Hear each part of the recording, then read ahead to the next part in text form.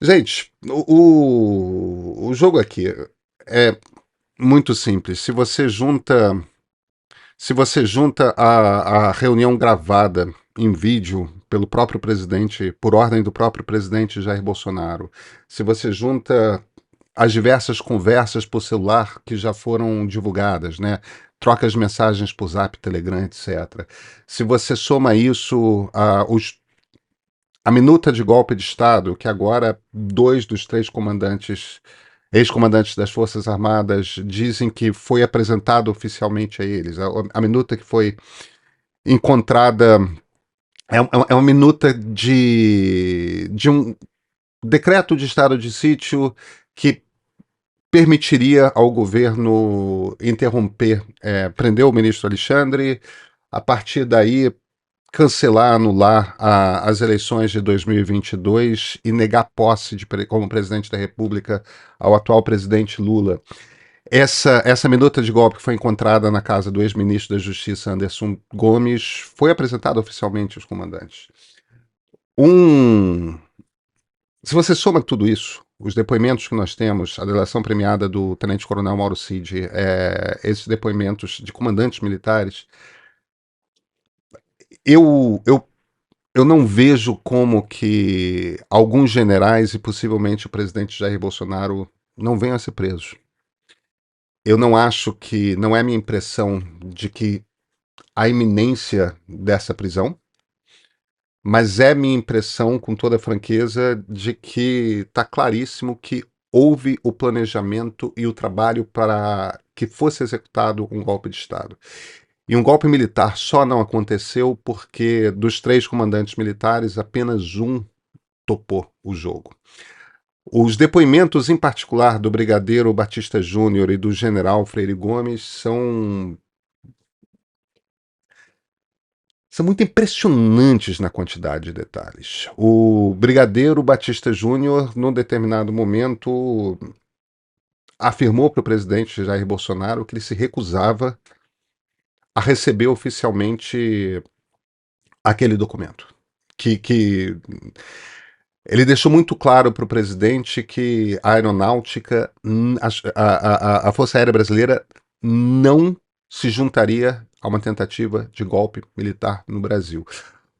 O general Freire Gomes, e é muito engraçado, porque esses são um general e um brigadeiro profundamente conservadores. Tá? Eles deram, durante o período da eleição, entrevistas à imprensa que pareciam claramente entrevistas bolsonaristas, e, no entanto, num determinado momento, o Bolsonaro ensaia. Mas vem cá, o que acontece se eu for, mesmo sem vocês, se eu for em frente com esse projeto? O general Freire Gomes se vira para o presidente da República e fala: eu vou ser obrigado a dar ordem de prisão, senhor. Imagina um comandante do exército chegando para um presidente da República e falando: se o senhor tentar um golpe de Estado, eu me verei obrigado a dar ordem de prisão, senhor. Ele está correto, tá? Essa é a obrigação legal dele. E o interessante é que essa história é contada pelo Batista Júnior, não pelo Freire Gomes. A gente já tinha ouvido essa história, mas a gente não tinha visto um comandante militar contando essa história oficialmente, como está lá no depoimento. A reação dos bolsonaristas nas redes sociais é um troço, talvez esperado, né? Mentira, não tem provas. Gente, está cheio de prova. Está cheio de prova. Qual o debate jurídico aqui? O debate jurídico não é se Bolsonaro pensou em dar um golpe militar, porque ele pensou em dar um golpe militar, isso está claro. O debate jurídico não é se Bolsonaro e alguns generais da reserva e um general da ativa não ativamente planejaram um golpe de Estado. Porque eles ativamente planejaram um golpe de Estado. Tem testemunho, tem, e entre os testemunhos, dois ex-comandantes militares, tá? Tem bem mais que uma testemunha afirmando isso, tem documentação, é o caso da minuta do golpe, tem reunião gravada.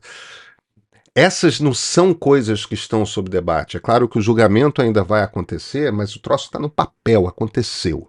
A questão é se esse planejamento cumpre perante a justiça por os juízes do Supremo, porque são eles que vão julgar. A questão é se isso tudo passa do limite que a lei de defesa da democracia afirma que é o limite, que é o seguinte: você precisa ativamente tentar. O planejamento é uma tentativa.